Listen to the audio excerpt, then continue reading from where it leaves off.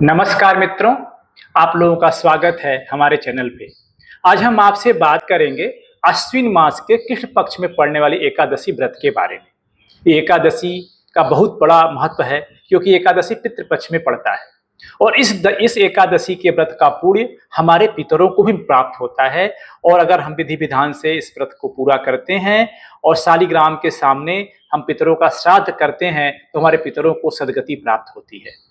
तो आज के एपिसोड में हम आपसे बात करेंगे एकादशी कब है, इसका हम पारण कैसे करेंगे, इसका पूजन कैसे करेंगे और कैसे हमारे पितरों को लाभ मिलेगा। और सबसे महत्वपूर्ण है इस एकादशी की कथा। एकादशी व्रत की कथा अपने आप में इतनी पूर्ण होती है कि अगर आप व्रत नहीं भी कर रहे हैं और कथा मात्र सुन लेते हैं या पढ़ लेते हैं तो आपको एकादशी व्रत का आधा पुण्य मिल जाता है और आपको कई अश्वमेध यज्ञ का भी पुण्य साथ में मिल जाता है।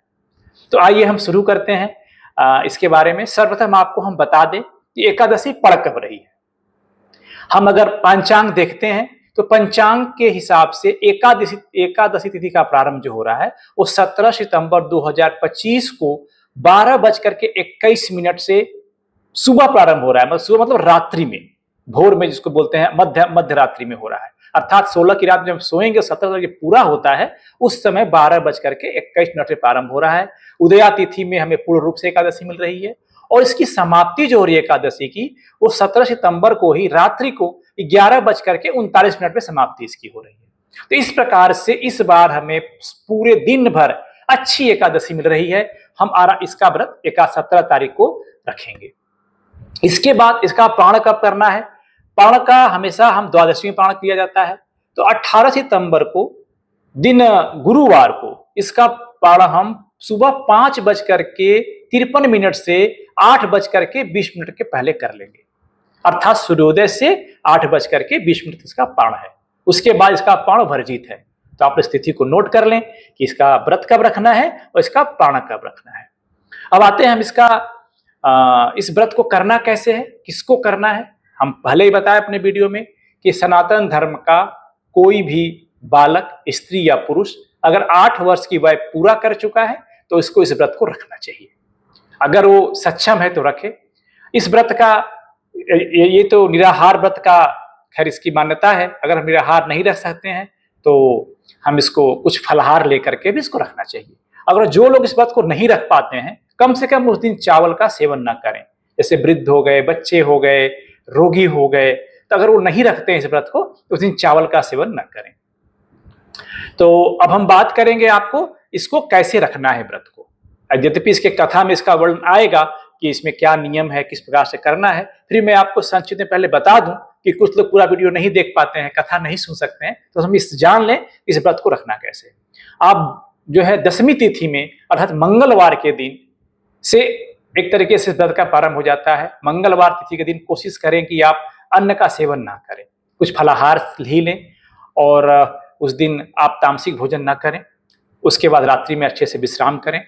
ब्रह्म मुहूर्त में उठ करके 17 तारीख को अपने नैतिक कर्म से निवृत्त होकर के अपने पूजा स्थान पे आए, हाथ में थोड़ा सा जल लेकर के संकल्प लें कि आज मैं एकादशी का व्रत रख रहा हूँ। जो भी आपकी कामना हो, सकाम हो, निष्काम हो, उसको रख करके आप अपना नाम, गोत्र, तिथि एकादशी रहेगी, आश्विन मास कृष्ण पक्ष एकादशी तिथि, अपना नाम ले लें, अपना गोत्र का नाम ले, स्थान का नाम ले लें कि मैं इस निमित्त एकादशी व्रत का करने का संकल्प करता हूँ। वहाँ जल गिरा दें।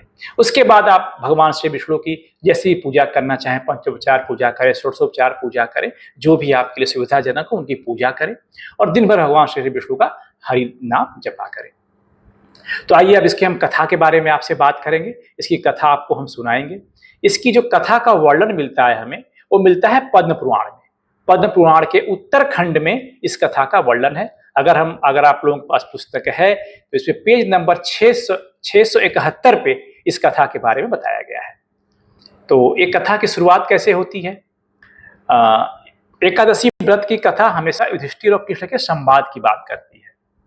तो एक बार युधिष्ठिर और भगवान श्री कृष्ण बैठे हुए थे तो युधिष्ठिर ने पूछा, हे मधुसूदन, कृपा करके मुझे यह बताएं कि अश्विन मास में कृष्ण पक्ष में कौन सी एकादशी होती है। तो भगवान श्री कृष्ण ने उनको फिर विधि पूर्वक से इस पूरी कथा के बारे में उनको बताया। तो भगवान बोलते हैं, श्री कृष्ण बोलते हैं, राजन, पूर्व काल की बात है, सत्य युग में इंद्रसेन नाम के एक विख्यात राजकुमार थे, जो महिष्मतीपुरी के राजा होकर के धर्मपूर्वक प्रजा का पालन करते थे। उनका यश सब ओर फैल चुका था। राजा इंद्रसेन भगवान विष्णु के परम भक्तों में से एक थे। वो पूरे दिन भर भक्ति में तत्पर रहते थे और गोविंद के मोक्षदायक नामों का हमेशा जप करते रहते थे और विधि पूर्वक आध्यात्म तत्व के चिंतन में जो है मग्न रहते थे, संलग्न रहते थे। एक दिन राजा सभा में सुखपूर्वक बैठे हुए थे। इतने में ही देवर्षि नारद आकाश से उतरकर वहां पहुंचे। उन्हें आया देख करके राजा हाथ जोड़कर खड़े हो गए और विधि पूर्वक उनका पूजन करके उन्हें आसन पर बिठाया। इसके बाद वो इस प्रकार बोले, मुनि श्रेष्ठ, कृपा, आपकी कृपा से मेरी सर्वथा कुशल है। आज आपके दर्शन से मैं धन्य हो गया, मेरी संपूर्ण क्रियाएं सफल हो गई। हे देवर्षि, अपने आगमन का कारण बताकर मुझ पर कृपा करें। नारद जी ने कहा, हे नृपश्रेष्ठ, सुनो, मेरी बात तुम्हें आश्चर्य में डालने वाली है। मैं ब्रह्मलोक से यमलोक में आया था। वहां एक श्रेष्ठ आसन पर बैठाकर यमराज ने मेरी भक्ति पूर्वक पूजा की। उस समय यमराज की सभा में मैंने तुम्हारे पिता को भी देखा। वे व्रत भंग के दोष से वहां आए थे। राजन, उन्होंने तुमसे कहने के लिए एक संदेश दिया है, उसे सुनो। उन्होंने कहा है कि बेटा, मुझे इंदिरा के व्रत का पुण्य देकर स्वर्ग में भेजो। उनका यह संदेश लेकर मैं तुम्हारे पास आया हूं। राजन, अपने पिता को स्वर्गलोक की प्राप्ति कराने के लिए इंदिरा एकादशी का व्रत करो। फिर राजा ने पूछा, हे भगवान, कृपा करके इंदिरा व्रत का जो है विधि बताएं। ये किस पक्ष में होता है, किस तिथि को होता है और किस विधि से उसका व्रत को करना चाहिए। तब देवर्षि नारद ने कहा, हे राजन, सुनो, मैं तुम्हें इस सर्वथा कुशल व्रत की शुभ कारक विधि बतलाता हूं। अश्विन मास के कृष्ण पक्ष में दशमी तिथि के उत्तम दिन को श्रद्धायुक्त चित्त से प्रातःकाल स्नान करें। फिर मध्याह्न काल में स्नान कर एकाग्रचित होकर एक समय का भोजन करें तथा रात्रि में भूमि पर सोएं। रात्रि के अंत में निर्मल प्रभात होने पर एकादशी के दिन दातुन करके मुंह धोएं। इसके बाद भक्ति भाव से निप्रांकित मंत्र पढ़ते हुए उपवास का नियम ग्रहण करें। ये जो मंत्र क्या होता है, अद्य स्थित्वा निराहार सर्वभोग विवर्जित शोभोच्छे पुंडरी काच्छ सरलम में भवाच्युत। अर्थात कमल नयन भगवान नारायण, आज मैं सब भोगों से अलग हो निराहार रहकर कल भोजन करूंगा। अच्युत, आप मुझे शरण दें। इस प्रकार नियम करके मध्याह्न काल में पितरों की प्रसन्नता के लिए सालग्राम शिला के सम्मुख विधि पूर्वक श्राद्ध करें तथा दक्षिणा से ब्राह्मणों का सत्कार करके उन्हें भोजन करावें। पितरों को दिए हुए अन्नमय पिंड को सूंघ कर विद्वान पुरुष गाय को खिला दें। फिर धूप और गंध आदि से भगवान ऋषिकेश का पूजन करके रात्रि में उनके समीप जागरण करें। तत्पश्चात सवेरा होने पर द्वादशी तिथि के दिन पुनः भक्ति पूर्वक श्री हरि विष्णु की पूजा करें। उसके बाद ब्राह्मणों को भोजन कराकर भाई, बंधु, नाती और पुत्र आदि के साथ स्वयं मौन होकर भोजन करें। राजन, इस विधि से आलस रहित होकर तुम इंदिरा एकादशी का व्रत करो। इससे तुम्हारे पितर भगवान विष्णु के बैकुंठ धाम में चले जाएंगे। भगवान श्री कृष्ण कहते हैं, राजन, राजा इंद्रसेन से ऐसा कहकर के देवर्षि अंतर ध्यान हो गए। राजा ने उनकी बताई विधि से अंतःपुरी की रानियों, पुत्रों और भृत्यों सहित उस उत्तम व्रत का अनुष्ठान किया। हे कुंती नंदन, व्रत पूर्ण होने पर आकाश से फूलों की वर्षा होने लगी। इंद्रसेन के पिता गरुड़ पर आरूढ़ होकर विष्णुधाम को चले गए और राजर्षि इंद्रसेन भी अकंटक राज्य का उपभोग करके अपने पुत्र को राज पर बिठाकर स्वयं स्वर्गलोक को चले गए। इस प्रकार मैंने तुम्हारे सामने इंदिरा व्रत के महत्व का वर्णन किया है। इसको पढ़ने और सुनने से मनुष्य के सब पाप मिट जाते हैं और वो सभी पापों से मुक्त हो जाता है। इस प्रकार ने आपने सुना कि इस एकादशी व्रत की कथा का क्या महत्व है, क्या है इस कथा का। इस जो व्रत है इसका नाम है इंदिरा एकादशी। जो इसको एकादशी का नाम होता है, इसका नाम इंदिरा एकादशी।